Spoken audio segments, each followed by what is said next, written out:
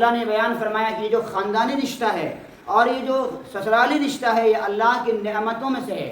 وَجَعَلَهُ نَسَبًا وَصِهْرًا، اللہ نے نسب بنایا، ماں باپ کا جو رشتہ ہے یہ بھی ایک نعمت ہے، اور سسرال کا جو رشتہ ہے یہ بھی ایک عظیم نعمت ہے۔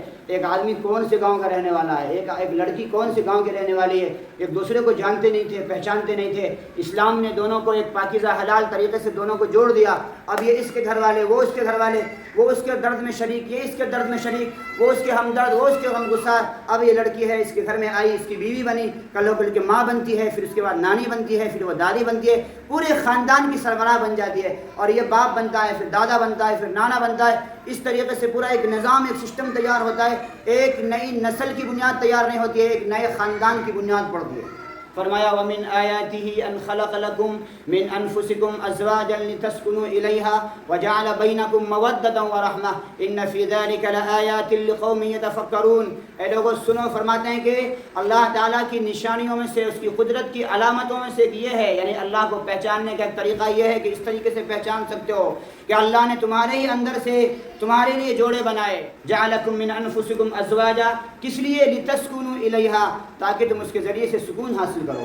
اس کے پاس پہنچو، تھکے مادہ آتا ہے آدمی سفر سے، کام سے، گھر سے، کھیت سے، کھلیان سے، دکان سے، کاروبار سے، بیوی آتی ہے، مسکراتی ہے، ایک پانی پلاتی ہے، دل ٹھنڈا ہو جاتا ہے، آدمی گھر میں دوبارہ کام کرنے کے لائق ہو جاتا ہے، ایسا لگتا ہے جیسے پھر سے واپس نئی طاقت پیدا ہو گئی ہے۔ یہ لتسکنوا الیہا، تاکہ تم اس کے ذریعے سے سکون حاصل کرو۔ بیوی پریشان ہے، باپ مر گیا، آج کا کوئی رشتہ دار مر گیا، کچھ پرابلم ہو گیا، کچھ تکلیف ہو گئی، شوہر اس کو سنبھالتا ہے، تکلیف مت لو، ٹینشن مت لو، ہم تمہارے ساتھ ہیں، پھر وہ اس کو تسلی دیتا ہے، اس کو سنبھالتا ہے۔ اس طریقے سے بیوی کو سکون شوہر کے ذریعے سے، حلال کے ذریعے سے بھی ہے، اور پاکیزگی کے ذریعے سے بھی ہے، اور مودت کے ذریعے سے بھی ہے، اور محبت کے ذریعے سے بھی ہے۔ فرمایا وَجَعَلَ بَيْنَكُم مَّوَدَّةً وَرَحْمَةً، پھر ہم نے تمہارے درمیان میں مودت رکھ دی اور شفقت رکھ دی، رحمت رکھ دی۔ یہاں تک کہ بعض بیویاں اتنی نیک ہوتی ہیں، اگر شوہر اس کا بیت الخلاء پیشاب کا معاملہ بھی آ جائے تو خود اپنے ہاتھوں سے پاک صاف کرتے کا، ایسا دیکھا ہے نا آپ نے؟ یہ رحمت کہاں سے آ جاتی ہے؟ یہ اللہ فرماتے ہیں تمہاری طرف سے نہیں، بلکہ یہ رحمت ہم نے ان کے درمیان میں پیدا کی ہے۔ کیوں صاف کرے گی بیوی؟ عورت ہے، کیوں صاف کرے گی ہماری گندگی کیوں صاف کرے گی؟ لیکن اللہ نے اس کے اندر وہ جذبہ رکھ دیا رحمت کا، جس کی بنیاد پر وہ عورت مجبور ہے کرنے کے لیے اپنے شوہر کے لیے۔ اور عورت ایک لاچار اور مجبور، اب اس کا شوہر، اس کا باپ مر گیا ہے، اس کی ماں مر گئی ہے، اس کا بھائی بھی مر گیا، اب اس کے خاندان میں کوئی نہیں ہے، اس کا سسرال میں، اس کے مائکے میں کوئی بھی باقی نہیں ہے، اب وہ کہیں بھی نہیں جا سکتی، لیکن شوہر اس کو پناہ دیتا ہے، اس کو اپنے گھر کی ذمہ داری دیتا ہے، اس کو اپنے گھر کی ملکہ بنا کے رکھتا ہے، اس کے بچوں کی ماں ہے، اس کے گھر کی سربراہ ہے، اس کے گھر کی نگراں ہے، ذمہ دار ہے۔ یہ ساری چیزیں کس لیے پیدا ہو جاتی ہیں؟ اللہ فرماتے ہیں یہ ہم نے رکھی ہے ان کے درمیان میں، وہ مودت، یہ چاہت، یہ رحمت ہم نے پیدا کی ہے۔ فرمایا ان فی ذلک لآیات لقوم یتفکرون، اس کے اندر ان لوگوں کے لیے نشانی ہے جو غور و فکر کرتے ہیں۔ اگر اللہ کو پہچاننا چاہو تو صرف میاں بیوی کے رشتے سے بھی اللہ تک پہنچ سکتا ہے۔ حامدا ومصلیا ومسلما اما بعد، اعوذ باللہ من الشیطان الرجیم، بسم اللہ الرحمن الرحیم۔ ومن آیاته ان خلق لكم من انفسکم ازواجا لتسکنوا الیہا وجعل بینکم مودة ورحمة ان فی ذلک لآیات لقوم یتفکرون۔ صدق اللہ العظیم۔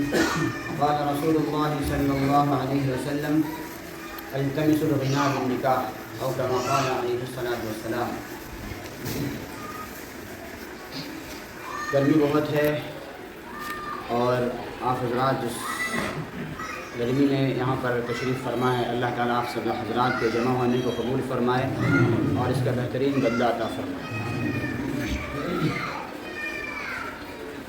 نکاح ویسے بھی بہت بابرکت عمل ہے، رسول اللہ صلی اللہ علیہ وسلم کی خاص سنت ہے، تمام انبیاء کرام کی سنت ہے۔ حضور نے فرمایا اربع من سنن المرسلین، 4 چیزیں نبیوں کی سنت ہیں: السواک، التعطر، مسواک کرنا، خوشبو لگانا اور نکاح کرنا۔ اور اس کے علاوہ رسول اللہ صلی اللہ علیہ وسلم نے حجامہ کا تذکرہ فرمایا کہ یہ جو چیزیں ہیں یہ رسول اللہ صلی اللہ علیہ وسلم اور تمام نبیوں کی سنتوں میں سے۔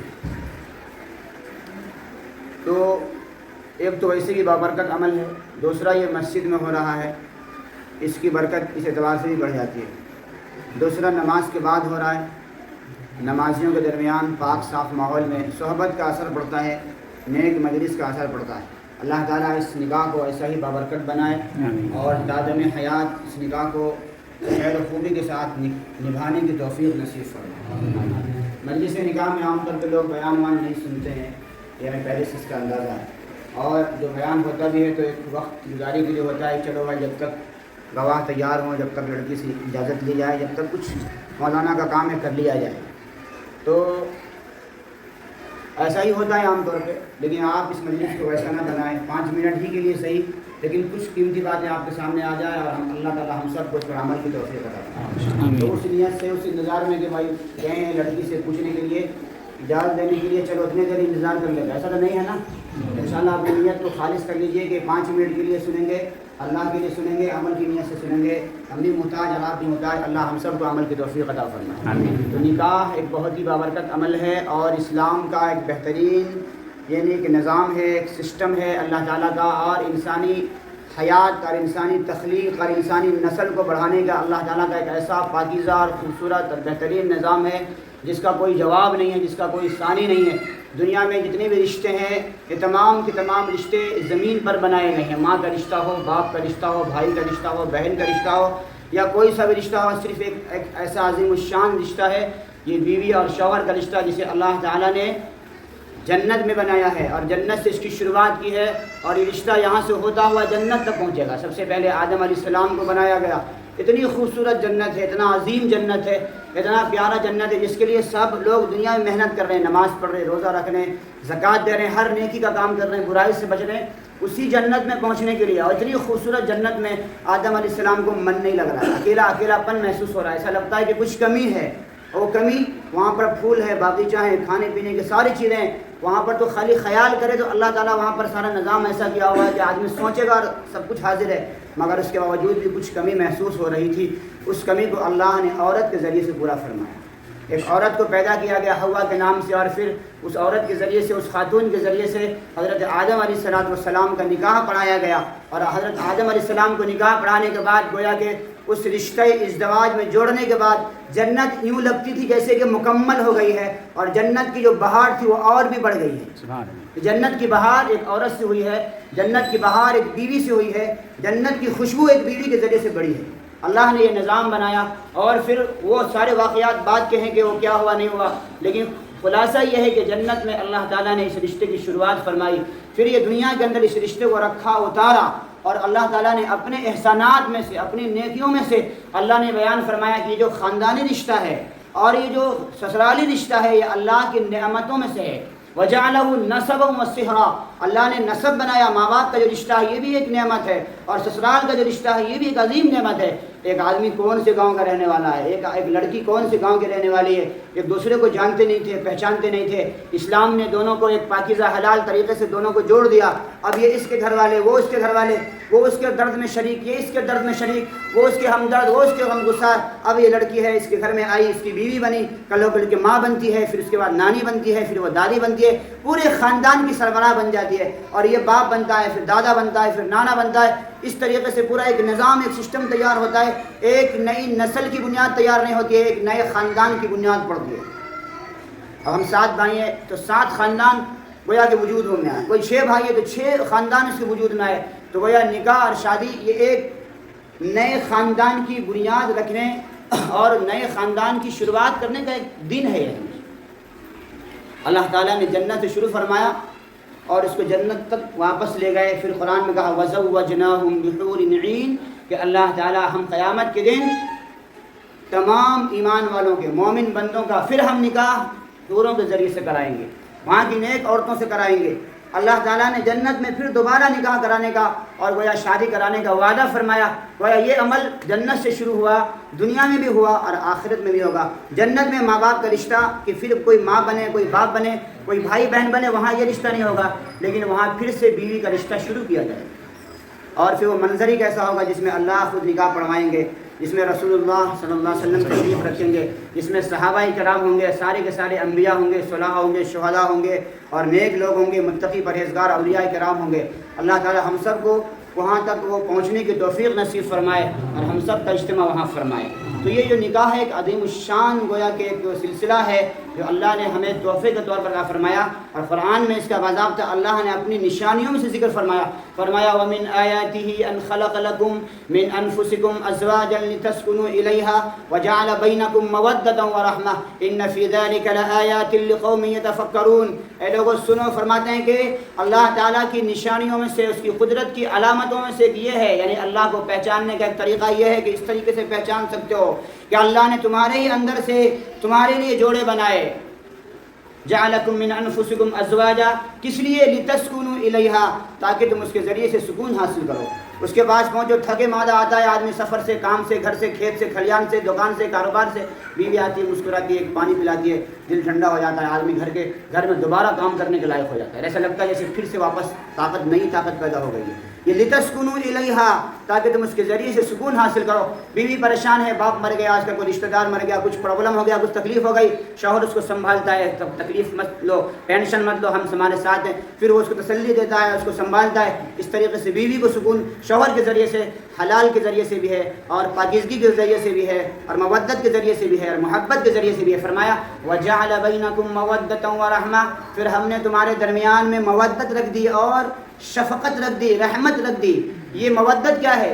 مودت ایک ایسی خوبصورت یعنی چاہت ہے جس کا کوئی جواب نہیں ہے، یعنی پاکیزہ طریقے سے اللہ نے میاں بیوی کو جمع فرمایا، اور اس کے درمیان میں ایک کی چاہت دوسرے کے دل میں، دوسری کی چاہت اس کے دل میں، آپس میں یہ پیار رکھ دیا۔ علماء کہتے ہیں کہ مودت یہ جوانی کے زمانے میں ہوتا ہے کہ بیوی کے دل میں شوہر کے لیے امنگ جاگتا ہے، اور شوہر اپنے بیوی جو ہے اپنے شوہر کے لیے اچھا بیوی اپنے شوہر کے لیے اچھا سوچتی ہے، اور شوہر اپنے شوہر کے بارے میں اچھا خیال کرتی ہے، ایک دوسرے کے لیے محبت، پیار، دل کے اندر جو ہے پیار جاگتا ہے۔ اس کے بعد فرمایا ورحمہ، یہ رحمت کیا ہے؟ فرمایا بڑھاپا آتا ہے، عمر گزرتی ہے، بچے ہو جاتے ہیں 2 3 4، اور اس کے بعد پھر آئندہ بچے پڑھتے ہیں۔ اب یہ دیکھتے ہیں یہ بوڑھی عورت ہے، اگر ہم اس کو چھوڑ دیں کہاں جائے گی بیچاری؟ اس پر رحم آتا ہے۔ یہ بوڑھی عورت، اس کا میں علاج نہیں کرایا تو کہاں جائے گی؟ بوڑھی عورت سوچتی میرا شوہر بوڑھا ہو گیا ہے، اس کا ہاتھ پکڑتی ہے، اس کے لیے رحمت بن جاتی ہے، اس کو پانی یہاں تک کہ بعض بیویاں جتنی نیک ہوتی ہیں، اگر شوہر اس کا بیت الخلاء پیشاب کا معاملہ بھی آ جائے تو خود اپنے ہاتھوں سے پاک صاف کرتے کا، ایسا دیکھا ہے نا آپ نے؟ یہ رحمت کہاں سے آ جاتی ہے؟ یہ اللہ فرماتے ہیں تمہاری طرف سے نہیں، بلکہ یہ رحمت ہم نے ان کے درمیان میں پیدا کی ہے۔ کیوں صاف کرے گی بیوی؟ عورت ہے، کیوں صاف کرے گی ہماری گندگی کیوں صاف کرے گی؟ لیکن اللہ نے اس کے اندر وہ جذبہ رکھ دیا رحمت کا، جس کی بنیاد پر وہ عورت مجبور ہے کرنے کے لیے اپنے شوہر کے لیے، اور عورت ایک لاچار اور مجبور، اب اس کا شوہر، اس کا باپ مر گیا ہے، اس کی ماں مر گئی ہے، اس کا بھائی بھی مر گیا، اب اس کے خاندان میں کوئی نہیں ہے، اس کا سسرال میں، اس کے مائکے میں کوئی بھی باقی نہیں ہے، اب وہ کہیں بھی نہیں جا سکتی، لیکن شوہر اس کو پناہ دیتا ہے، اس کو اپنے گھر کی ذمہ داری دیتا ہے، اس کو اپنے گھر کی ملکہ بنا کے رکھتا ہے، اس کے بچوں کی ماں ہے، اس کے گھر کی سربراہ ہے، اس کے گھر کی نگراں ہے، ذمہ دار ہے۔ یہ ساری چیزیں کس لیے پیدا ہو جاتی ہیں؟ اللہ فرماتے ہیں یہ ہم نے رکھی ہے ان کے درمیان میں، وہ مودت، یہ چاہت، یہ رحمت ہم نے پیدا کی ہے۔ فرمایا ان فی ذلک لآیات لقوم یتفکرون، اس کے اندر ان لوگوں کے لیے نشانی ہے جو غور و فکر کرتے ہیں۔ اگر اللہ کو پہچاننا چاہو تو صرف میاں بیوی کے رشتے سے بھی اللہ تک پہنچ سکتا ہے۔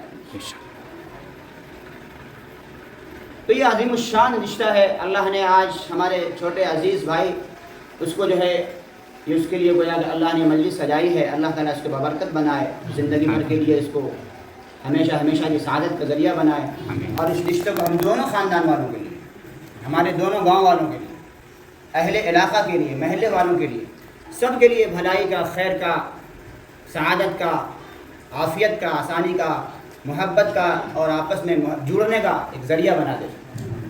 آمین۔ تو 2 چیزیں اس میں خاص طور پہ ہمیں دھیان دینی چاہیے۔ ایک تو یہ ہے کہ آدمی جب نکاح کرتا ہے تو اس کے اندر تقوی اور پرہیزگاری کا جذبہ ہونا چاہیے۔ اس لیے حضور نے فرمایا اذا نکح العبد، جب بندہ کوئی نکاح کر لیتا ہے ایمان، تو اس کا آدھا ایمان مکمل ہو چکا ہے۔ فَلْيَتَّقِ اللَّهَ فِي النِّصْفِ الْبَاقِي، وہ باقی جو معاملات ہیں اس کے اندر اپنے ایمان کو مکمل، یعنی آدھا ایمان مکمل کیسے ہو گیا ہے؟ کیا ہے کہ کلمہ پڑھتے ہیں، بھئی آپ نے نکاح کیا تو نکاح میں کیا اشہد ان لا الہ الا اللہ پڑھتے ہیں، یا اللہ پر ایمان، پہلے سے مسلمان ہے، نکاح ہو رہا ہے، پھر نکاح میں ایمان مکمل ہونے کا مطلب کیا ہے؟ ایمان کی 2 شاخیں ہیں، یعنی 2 اہم بنیاد ہے اس کی، دنیا کے اعتبار سے، زندگی گزارنے کے اعتبار سے۔ ایک عبادات کا معاملہ ہے ایک معاشرات اور اپنی زندگی گزارنے کا معاملہ ہے. یعنی ایک کا تعلق اللہ سے ہے اور ایک کا تعلق مخلوق سے ہے. کہ اللہ کا جو تعلق ہے وہ نماز، روزہ، حج، زکوٰۃ وغیرہ جو عبادات کی جو لائن ہے اس کا تعلق اللہ سے ہے، آدمی اس کو پورا کر رہا ہے پہلے سے. اور ایک تعلق یہ ہے کہ اب وہ شادی میں جڑ گیا ہے، اس کی بیوی ہو گئی، اب اس کی ماں بھی سامنے کھڑی ہے، بہن بھی ہے اور اس کے دوسرے رشتہ دار بھی ہیں، پھر اس کے ذریعے سے جو اولاد آنے والی ہے، ان تمام کے حقوق میں کوتاہی نہ کرے.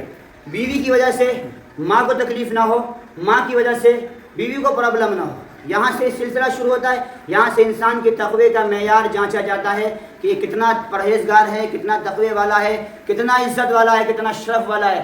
تو یہاں سے شروعات ہوگی. اس کے بعد آدمی اپنی جب تقوی کی زندگی اللہ نے دے دی ہے، حلال زندگی دے دی ہے، پاکیزہ زندگی دے دی ہے، اب وہ کہیں ادھر ادھر غلط طریقے سے اپنی زندگی کو نہیں گزارتا ہے، اپنی خواہشات کو کہیں اور راستے سے پورا نہیں کرتا، بلکہ حلال طریقے سے اللہ نے عطا فرمایا اس کے ذریعے سے اپنی زندگی گزارنے کی کوشش کرتا ہے. یہ جو ایمان کو مکمل کرنے کا راستہ، کہیں ایسا نہ ہو کہ ایمان مکمل کرتے کرتے ایمان ہی نکل جائے. تو یہ اللہ تعالیٰ نے عجیب جو ہے نا نسخہ بتایا کہ اس کے ذریعے سے انسان اپنے ایمان کی، اپنے اعمال کی، اپنی عبادات کی حفاظت کر سکتا ہے. اب وہ شادی ہو گئی ہے، اب وہ الگ الگ رہے گا، اب اس کے پڑوسی ہیں. اب یہاں سے جب وہ بیوی کے ساتھ رہے گا، اب وہ پڑوسی کے حقوق کو جانے گا کہ پڑوسی کیا ہوتے ہیں. اب وہ بھائی بہن کے رشتوں کو جانے گا اور رشتہ داروں کے حقوق کو جانے گا. ساری چیزیں اس کے اندر آتی ہیں. ایسا نہ ہو کہ کہیں بیوی کی وجہ سے رشتہ داروں کے ساتھ غلط سلوک ہو جائے یا رشتہ داروں کی وجہ سے بیوی کے ساتھ زیادتی ہو جائے. اس کے اندر جب آدمی یعنی کوئی معاملات کے اندر، معاشرت کے اندر، زندگی گزارنے کے اندر، اپنے اخلاق کے اندر اگر مکمل ہو جاتا ہے، گویا کہ اس کا آدھا ایمان مکمل ہو چکا ہے. اب جو باقی کیا ہے، باقی یہ جو گناہوں سے بچتا رہے، نیک عمل کرتا رہے، اس کا ایمان پورا ہوتا چلا جائے گا. اس لیے حضور نے فرمایا خیرکم خیرکم لأہلہ وانا خیرکم لنسائی. فرمایا کہ تم میں سب سے بہترین آدمی وہ ہے جو اپنی بیوی بچوں کے ساتھ اچھا. باہر میں بہت اچھے رہتے ہیں لوگ، بہت اچھے رہتے ہیں. کون سا بہترین اخلاق ہے ان کے، بہت شاندار آدمی ہے، جس کو ملتا ہے چائے پلاتا ہے، بیوی کو آتے ہی فوراً تھپڑ لگاتا ہے. وہ آدمی اچھا نہیں ہے، غلیظ ہے، وہ گندا آدمی ہے، وہ صحیح نہیں ہے، وہ مارنے کے لیے اس کو بیوی ملی ہے. تو یہ حضور فرماتے تم میں سب سے اچھا آدمی وہ ہے جو اپنے گھر والوں کے ساتھ بہترین معاملہ کرنے والا. یہاں سے شروعات ہوتی ہے. ہمارا اخلاق کتنا اچھا ہے، ہمارا کردار کیسا ہے، بیوی بتا دے گی. سب کائنات میں صرف ایک ذات، ایک ہستی، حضرت محمد مصطفیٰ صلی اللہ علیہ وسلم، جن کے اندر کی بات بھی لوگوں کو پتہ ہے، باہر کی بات بھی لوگوں کو پتہ ہے. بسترے کی بات بھی حدیث کے اندر موجود ہے اور بستر سے باہر کی بات بھی، روم کے اندر کی بات بھی حدیث میں موجود ہے. اور باہر آپ روم کی بات پڑھ لو، بستر کی بات پڑھ لو، یہاں تک کہ تکیے کی بات پڑھ لو اور گھر کے باہر کی بات پڑھ لو، آپ کو کہیں بھی برائی نظر نہیں آئے گی. کوئی بیوی ایسی نہیں ہے 11 بیویوں میں سے جس نے کبھی بھی نعوذ باللہ کسی بھی جملے کے ذریعے سے، اشارتاً ہو، کنایتاً ہو، یا کہیں سے کہیں دور تک بھی ایک جملے کے ذریعے سے حضور کی برائی بیان کی ہو. ایسا نہیں ہے. حضور کریم صلی اللہ علیہ وسلم اپنی ازواج مطہرات کے لیے سب سے بہترین انسان اور سب سے بہترین مرد، کائنات کا سب سے مکمل مرد، سب سے بہترین شوہر ہمارے نبی حضرت محمد مصطفیٰ صلی اللہ علیہ وسلم. اور آپ نے یہی فرمایا کہ میں اپنی بیویوں کے لیے سب سے بہترین ہوں، لہذا تم بھی اپنی بیویوں کے لیے سب سے اچھا. یہ بات نہیں کہ بس خالی ڈانٹتے رہو، کبھی مارتے رہو، بھائی اس کا بھی ٹائم. حضور نے فرمایا اگر ایسا ہو جاتا ہے، کبھی خدا نخواستہ ایسے حالات آتے ہیں، فرمایا تھوڑا سا ضربن غیر مبرح، ایسی پٹائی جس میں نشان نہیں پڑے، اس کو چوٹ نہ لگے. لیکن پھر فرماتے ہیں وَلَن يَضْرِبَ خِيَارُكُمْ، سب کچھ ٹھیک ہے، حکم ہے، اجازت تو ہے، لیکن فرمایا تم میں سے اچھا آدمی اپنی بیوی کو مارے گا ہی. اچھا آدمی اپنی بیوی کو مارے گا ہی. حضور ناراض ہو گئے مرتبہ، 1 مہینہ تک گھر نہیں آئے. کتنے دن؟ 1 مہینہ ناراض ہو گئے، گھر نہیں آئے. یہاں تک کہ حضرت عمر رضی اللہ تعالیٰ عنہ حضرت حضور کے پاس آئے، حضور کو منایا، اور پھر قرآن کی آیات نازل ہوئی، سورہ تحریم وغیرہ. اس کے اندر باضابطہ جو آپس میں جو معاملات ہوئے اس کو قرآن نے تذکرہ کیا، اور پھر اللہ کے رسول صلی اللہ علیہ وسلم ناراضگی کو دور فرما کر کے آپ گھر واپس تشریف لائے. ایسے حالات تو حضور کے ساتھ میں ہیں، لیکن آپ پوری حدیث علماء یہاں موجود ہیں، پورے حدیث کی کتابوں کو کھولیں گے، حضور آئے اور چپل لے کے مارے، ڈنڈا لے کے شروع ہو گئے، کہیں بھی ایک لفظ بھی موجود نہیں. تو ہم سب کو زندگی بہترین طریقے سے گزارنی چاہیے. اس لیے نکاح کے وقت میں 3 آیات پڑھی جاتی ہے، تینوں کا تعلق کس سے ہے؟ تقوی سے ہے۔ یا ایھا الذین آمنوا اتقوا اللہ حق تقاتہ، یا ایھا الذین آمنوا اتقوا اللہ، اور اس کے بعد پھر وہ سورہ احزاب کی آیت پڑھی جاتی ہے۔ ساری آیتیں کیوں سنائی جاتی ہے؟ لوگوں، ایک ایسی لڑکی جس کو کسی اور نے پالا ہے، کبھی باپ کے سینے سے چمٹتی تھی، اس کو بہت ناز و نخرے سے پالا گیا ہے، وہ نازک ہے عورت۔ اومن ینشأ فی الحلیہ وہو فی الخصام غیر مبین، وہ تو زیورات میں پالی گئی ہے، ناز و نخرے کے ساتھ پالی گئی ہے، اس کے اندر لڑنے جھگڑنے کی طاقت نہیں ہے، وہ لڑنے والی مخلوق نہیں ہے۔ اللہ نے اس کو کائنات کا حسن بنا کر کے پیش کیا۔ جنت مکمل نہیں ہے جب تک کہ عورت نہیں آئی ہے، تو یہ دنیا بھی تصویر کائنات میں جو رنگ ہے وہ عورت کی وجہ سے۔ لہذا ہماری زندگی میں اگر ہماری زندگی ادھوری ہے، ہماری تصویر جو ہے زندگی کو وہ پوری نہیں ہوتی ہے جب تک کہ اس کو عورت سے نہ جوڑ دیا جائے۔ ہمارے گھر میں کوئی رونق نہیں اگر عورت نہیں آ جاتی اس کے اندر۔ تو اللہ تعالیٰ نے گویا ہماری زندگی گزارنے کے لیے 2 پٹری، ایک مرد کا ہے اور مرد کی پٹری ہے، ایک عورت کی پٹری ہے، دونوں چیزیں ساتھ میں رہیں گی تب مرد مکمل ہے۔ نہیں تو لوگ کیا بولتے ہیں، عورت شوہر نہیں ہے تو بیوہ بولتے ہیں۔ مرد اگر اس کے پاس بیوی نہ ہو تو اس کو یہاں کے جملے میں پتہ نہیں کیا کہتے ہیں، بہرحال اس کو بھی نامکمل یا غیر مکمل مرد کہہ سکتے ہیں۔ حضرت عبداللہ ابن مسعود رضی اللہ عنہ کا ایک حدیث ہے، مستدرک کے حاکم میں نقل کیا ہے، فرماتے ہیں کہ اگر مجھے یہ پتہ چل جائے کہ میں 10 دن کے بعد مر جاؤں گا، کیا فرماتے ہیں؟ اگر مجھے یہ پتہ چل جائے کہ 10 دن کے بعد میں نہیں رہوں گا، میں مر جاؤں گا، تو بھی میں دنیا سے بغیر نکاح کے نہیں جاؤں گا، یعنی میں بغیر نکاح بغیر بیوی کی دنیا سے نہیں جانا چاہتا۔ یہ مکمل ہونے کی بات ہے، یہ تکمیل ایمان ہے۔ اس لیے ہمیں اپنی زندگی کو گزارنے کے لیے خاص طور پر نکاح کے سلسلے میں ہمیں تقوی اور پرہیزگاری کے دامن کو نہیں چھوڑنا چاہیے۔ اللہ تعالیٰ ہمیں نصیب فرمائے اور ہمیں خوب تقوی کے ساتھ زندگی گزارنے کی توفیق دے، اور کوشش کریں ہم سب اپنی نکاح کو جتنا ہو سکتا ہے حضور کے طریقے پر لانے کی کوشش کریں، کیونکہ نکاح کا جو حسن ہے وہ سادگی ہے۔ نکاح کا حسن سادگی ہے۔ ایک صحابی، غالباً ان کا نام جلیبیب ہے، ایک صحابی ہیں، اور وہ اپنے دوسرے صحابی کے لیے، ساتھی کے لیے نکاح کا رشتہ ڈھونڈنے کے لیے گئے۔ پتہ چلا کہ ایک فلاں عورت فلاں گھر میں ایک لڑکی ہے جو قابل نکاح ہے، اس سے نکاح کرایا جائے۔ اپنے ساتھی کو باہر کھڑا کیا، اپنے دوست کو جس کے لیے نکاح کرنا ہے، لڑکی ڈھونڈ رہے اس کے لیے۔ لڑکی ڈھونڈتے ڈھونڈتے یہ پہنچ گئے، اس گھر میں پہنچے، کہا کہ میرے ایک دوست ہے، میں اس سے آپ کی بیٹی کا پیغام نکاح لے کر کے آیا ہوں۔ گھر والوں نے کہا مجھے اس سے زیادہ رشتہ آپ سے پسند ہے اور میں چاہتا ہوں کہ آپ کا رشتہ کر دوں۔ انہوں نے کہا کہ ٹھیک ہے، الحمدللہ، میں خوشی سے منظور ہے۔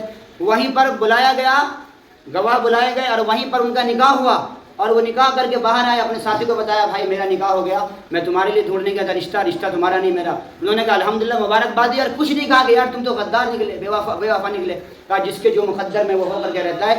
یہ اس طریقے سے، اس انداز سے شادی، لیکن ایسا ہو پا رہا ہے کہ ہمارے معاشرے میں اتنا چکر ویو ہے ہمارے ہاں رسومات کے، توڑتے ختم کرتے ظالم پتہ نہیں کتنی سال عمر جو گزر جا رہی ہے، 35-36 سالوں سے اس پر ہم لوگ لڑ رہے ہیں، بتا رہے ہیں، لوگوں کو سمجھا رہے ہیں، کہہ رہے ہیں، ختم کرنے کی کوشش کر رہے ہیں، لیکن پھر بھی کچھ نہ کچھ گھس ہی جاتا ہے اس کے اندر۔ تو ایسا کریں، آئندہ چل کر کے کوشش کریں، ارادہ کریں، انشاءاللہ جتنا ہم اپنی نکاح کو سادہ بنائیں گے، سستا بنائیں گے، انشاءاللہ اس کی برکتیں اتنی ہی ملیں گی۔ تو قرآن میں ہے کہ اِن یکونوا فقراء یغنیہم اللہ من فضلہ، کہ تم جو ہے اپنی نیک لڑکوں، نیک باندی اور غلاموں کا نکاح کر دو، اگر یہ غریب ہوں گے، فقیر ہوں گے، محتاج ہوں گے، تو اللہ ان کو اپنے فضل سے مالدار کر دیں گے۔ ابن کثیر رحمۃ اللہ علیہ اس کی تفسیر میں لکھتے ہیں التمس الغنی بالنکاح، حدیث نقل فرمائی ہے کہ تم لوگوں نکاح کے ذریعے سے مالداری کو تلاش کیا کرو۔ کیسی مالداری؟ سسر سے لے کر کے نہیں، نکاح کے ذریعے سے جو مالداری تلاش کرنی، سسر سے لے کر کے نہیں۔ فرمایا اس نکاح کی برکت سے اللہ تم کو مالدار بنا دے اگر سنت کے مطابق ہے۔ ایک شخص آیا حضرت حکیم الامت مولانا تھانوی رحمۃ اللہ علیہ کے پاس، کہا حضرت میں جب سے نکاح ہوا، جب سے میرے گھر میں برکت ہی نہیں ہے، اور روز جھگڑے لڑائی، سکون نہیں ہے، نکاح کے ذریعے سے سکون۔ قرآن نے کہا لتسکنوا الیہا، تاکہ تم ذریعے سے سکون حاصل کرو، اور یہاں نکاح میں سکون ہی نہیں ہے، سب کچھ ختم ہو گیا۔ تو آپ نے فرمایا کہ ایسا لگتا ہے کہ تمہارے نکاح کے اندر سنت سے ہٹ کر کے خالی رسم و رواج پر کام کیا گیا، یعنی تم سنت کے مطابق نکاح نہیں کیے ہو، لہٰذا ایک کام کرو، پھر سے تمہارا نکاح پڑھوا لو۔ اب کیسے نکاح پڑھوائیں بھائی؟ کہا ایسا نہیں تو کم سے کم اتنا کرو، جاؤ اپنی بیوی کے پاس کہو میں تم سے نکاح کرتا ہوں، وہ کہے کہ ہاں میں تم سے نکاح کرتی ہوں، ایک دوسرے کو پھر سے قبول کرو، گویا کہ اب ایک مرتبہ پھر سے سادگی کے ساتھ نکاح والا جو عمل ہے اس کو دہرا لو، شاید اللہ اس کی برکت سے تمہاری زندگی کو درست فرما دیں گے۔ پھر اس نے ویسا ہی کیا، پھر بتایا کہ میری زندگی کے اندر جو بے سکونی تھی اللہ نے پھر اس کو سکون سے تبدیل کر دیا۔ تو یہ یقیناً یاد رکھیے گا کہ جو لوگ بھی نکاح کو سادہ کریں گے، اچھا آسانی کے ساتھ کرنے کی کوشش کریں گے، آپ یاد رکھو گے جو چند چیزیں ہیں یا چند پیسے ہیں تو ختم ہو جائیں گے، آپ کے مہینہ پورا ہونے سے پہلے آپ کو قرضہ ہو جائے گا، لیکن انشاءاللہ اگر سادگی کے ساتھ سنت کے مطابق نکاح ہوگا تو آپ یاد رکھنا کہ اللہ تعالیٰ ایسے راستے کھولیں گے کہ آپ تصور بھی نہیں کر سکتے، کیونکہ قرآن نے وعدہ کیا ہے وَمَن يَتَّقِ اللَّهَ يَجْعَل لَّهُ مَخْرَجًا وَيَرْزُقْهُ مِنْ حَيْثُ لَا يَحْتَسِبُ۔ جو اللہ سے ڈرتا ہے اللہ اس کے لیے ہر تنگی سے نکلنے کا راستہ کھول دیتے ہیں اور اس کو ایسی جگہ سے روزی عطا فرماتے ہیں کہ انسان تصور بھی نہیں کر سکتا۔ اور میں نے آیت سنائی سورہ نور کی، إِن يَكُونُوا فُقَرَاءَ يُغْنِيهُمُ اللَّهُ مِنْ فَضْلِهِ، اگر یہ غریب ہوں گے اللہ ان کو اپنے فضل سے مالدار بنا دے گا۔ لہذا یہ جو نکاح ہے اللہ اس کو اسی طریقے سے بنانے کی کوشش کرے۔ بہت کوشش کی اس میں بہت سارے رسم و رواج کو توڑنے کی، سب تو نہیں ٹوٹا، جتنا ہو سکا وہ کرنے کی کوشش کی۔ آئندہ اور بھی اس کو مزید انشاءاللہ ہم سب ایک دوسرے کے ساتھ تعاون کر کے، مل کر کے، جڑ کر کے، اتحاد اتفاق کے ساتھ اسلامی اور شریعت کی اور اخوت کی بنیاد پر انشاءاللہ ان تمام رسم و رواج کو اور ڈھاتے ہوئے جائیں گے اور سنت کو نزدیک کرتے ہوئے جائیں گے۔ اللہ ہم سب کو عمل کی توفیق عطا فرمائے۔ آمین۔ وآخر دعوانا الحمدللہ رب العالمین۔